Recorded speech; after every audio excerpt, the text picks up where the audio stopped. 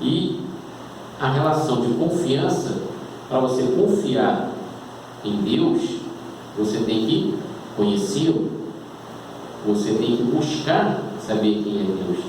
Não adianta simplesmente uma noção superficial, dizer, Deus é o Criador de tudo. Não, é você buscar realmente conhecer na sua intimidade.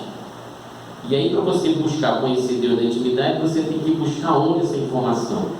Isso não adianta você ir em livros de filósofos, livros de grandes escritores, livros de pastores, né? Grandes pregadores que escreveram sobre Deus e sobre Jesus.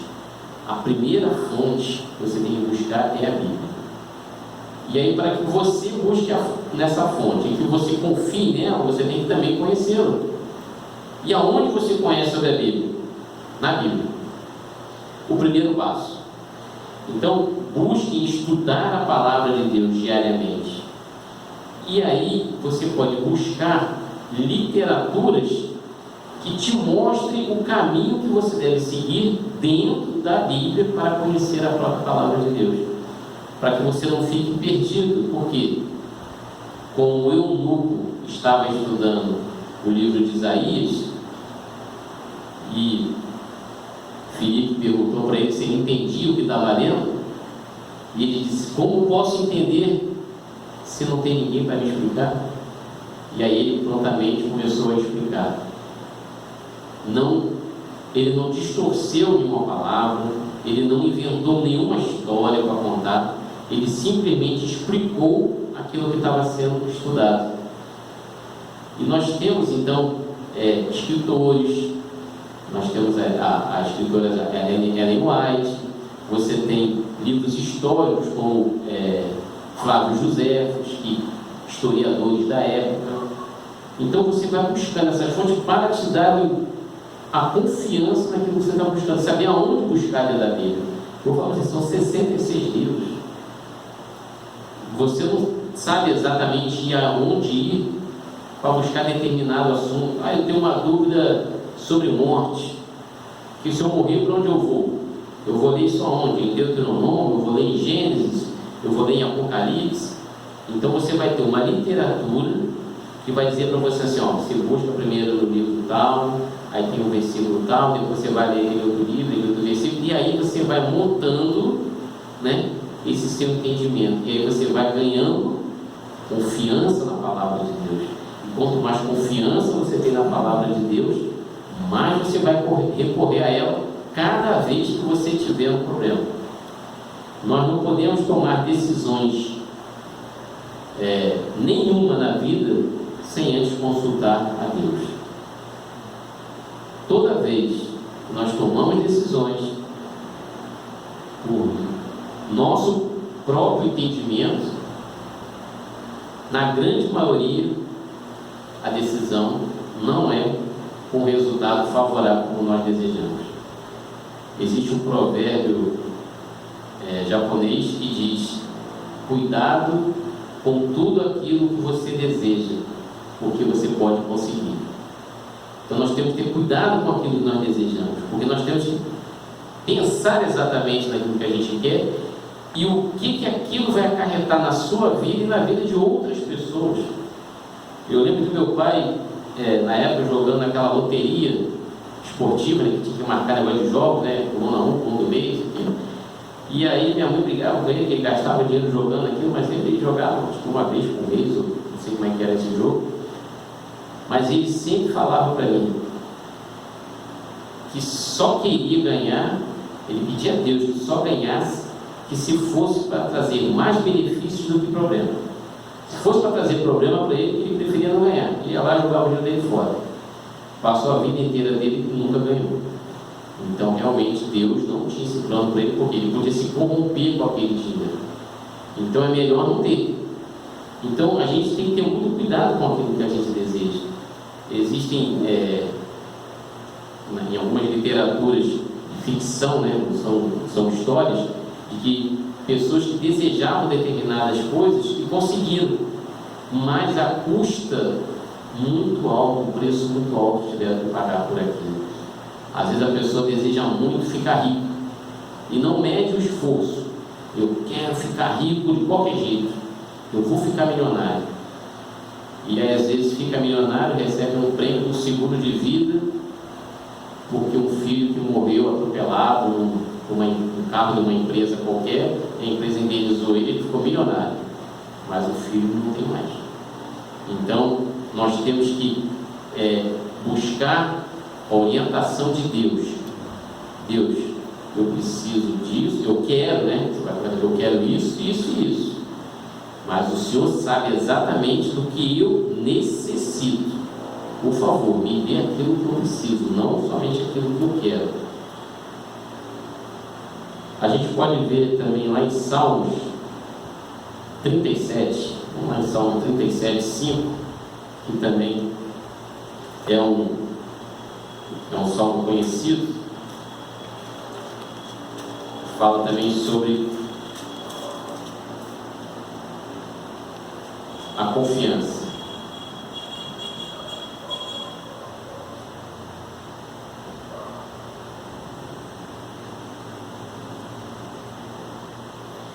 Eu vou ler até o anterior, começar a ler lá no início, depois eu fiz o quinto. O Salmo 37, né, por Davi fala: não se aborreça por causa dos malfeitores, nem tenha inveja daqueles que erram, pois em breve eles secarão como a erva e murcharão como a relva verde nos campos. Confie no Senhor e faça o bem. Habite na terra e desfrute de sua fidelidade. Então você se deleitará no Senhor, e Ele atenderá aos desejos de seu coração. E aí no versículo 5 que fala, né? Entregue seu caminho ao Senhor, confie nele e Ele agirá. Amém. Irmãos, se nós não confiarmos no Senhor e não entregarmos a nossa vida a Ele, nós vamos viver? Não. A diferença entre quem entregou a vida na mão de Cristo e aquele irmão que ainda não fez essa escolha está na hora que o vento vem e sacode a árvore.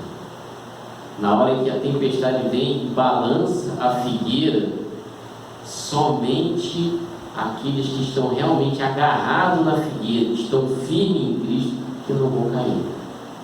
Aquelas folhagens que você vê, que parece que está muito verde, bonitinha, mas vem o primeiro vento e a folha já cai. Nem chega a ser uma tempestade, um vento. Então nós temos que estar firme na figueira, nós temos que estar firme na palavra de Deus, firme com Cristo, porque essa epidemia que hoje o mundo todo visualiza, eu particularmente eu vejo como um ensaio. Ela não chega a ser nem uma epidemia. Eu não vejo ela nem como o princípio das dores de parto, que fala no Mateus. Eu não vejo ela dessa maneira ainda, porque eu estou olhando sempre o outro lado da moeda e eu estou vendo muita,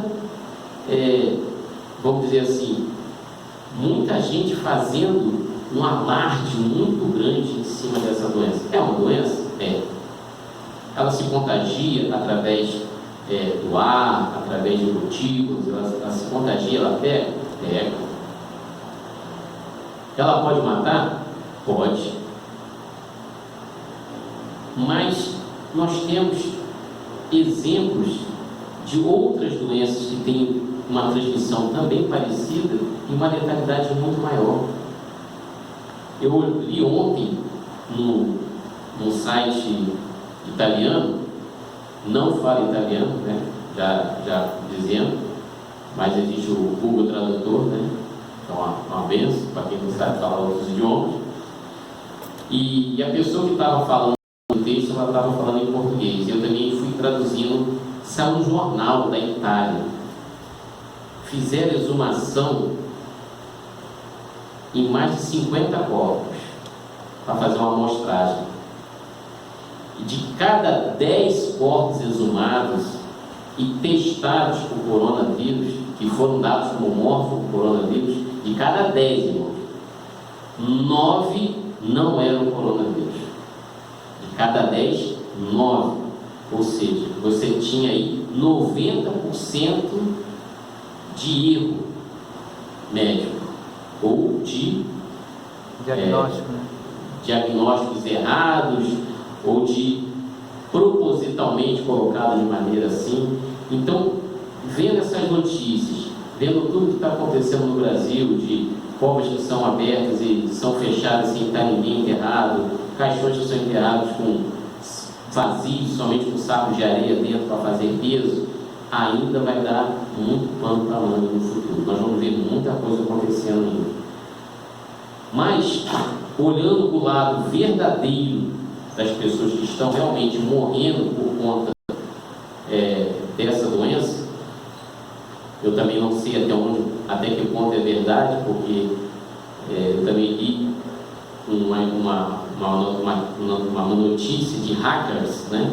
E hackers nem sempre são confiáveis, a gente não dá para saber se estão falando a verdade, mas que hackers chineses e americanos, eles têm uma comunidade, né? E eles disseram que esse vírus, que é um vírus quase que de uma gripe, ele foi modificado geneticamente no laboratório e colocado nele um gene do vírus da AIDS. O porquê dele ter tanta facilidade de contágio. E aí, isso vazou lá na China, né? Não era para ter vazado, não era para ter contaminado ninguém. Era uma coisa de laboratório que eles estavam testando ainda.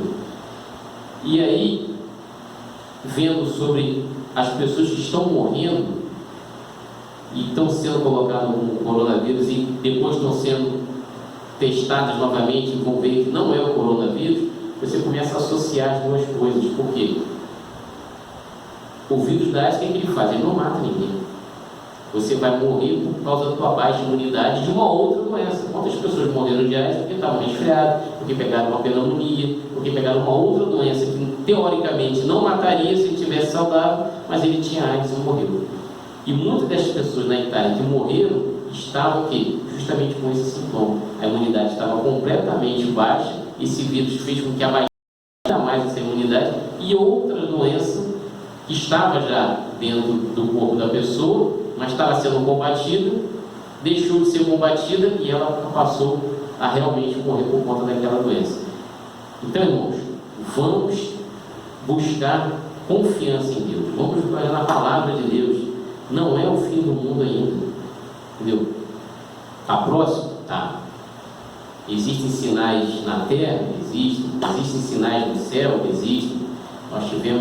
Nós temos todo ano em maio, em abril, uma chuva de meteoros chamada chuva Liríade, porque ela passa na constelação de Liríade, uma estrela, né? E ela passa todo ano. Foi um cometa que passou, ele passa de 400 e 485 anos, a cada 485 anos ele passa na órbita pela Terra.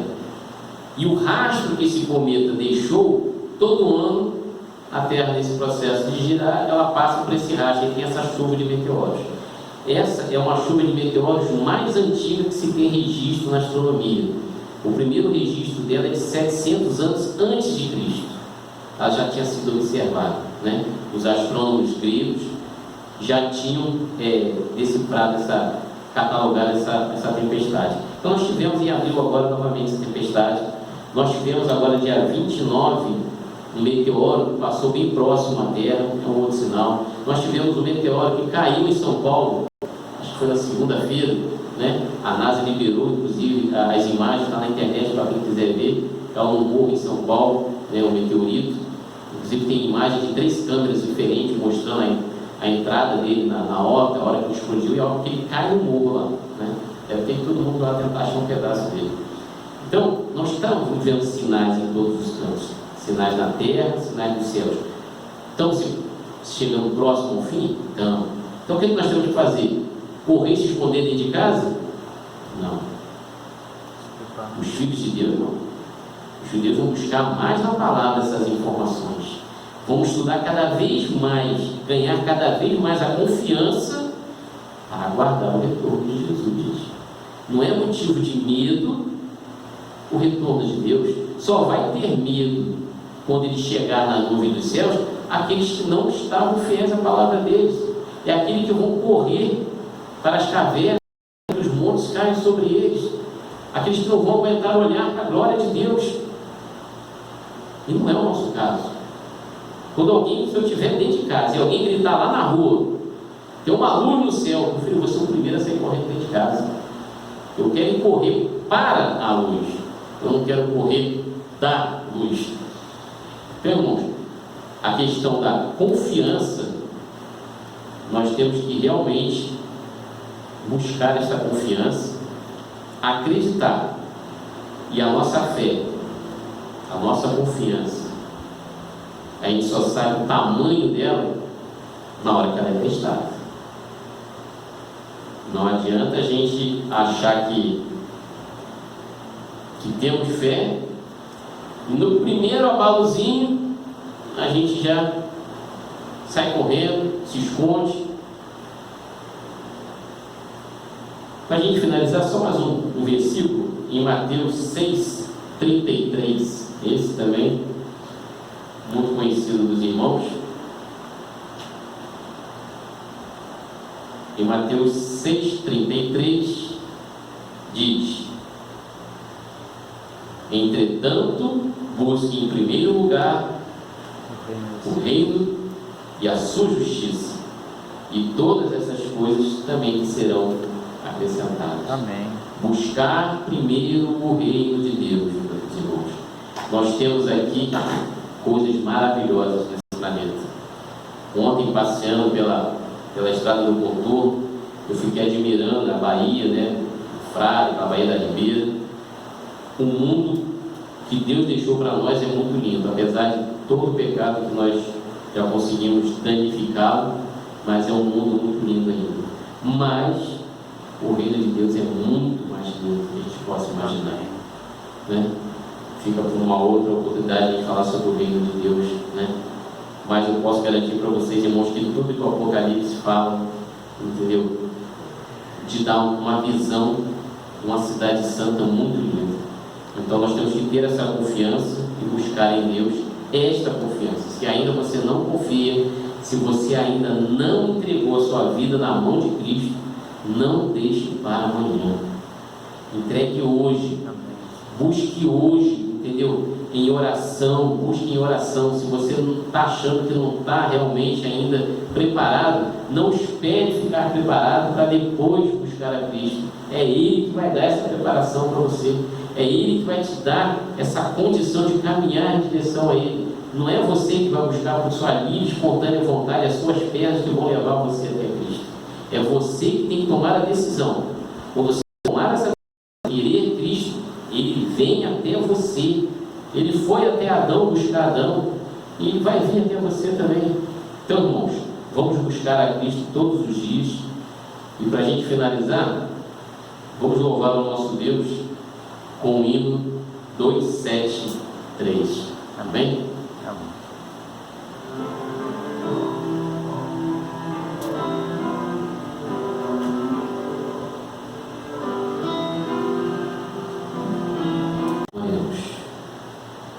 Querido Deus Pai, agradecemos a Ti, Senhor, por mais esse momento que tivemos, que podemos sentir a Sua presença, Senhor.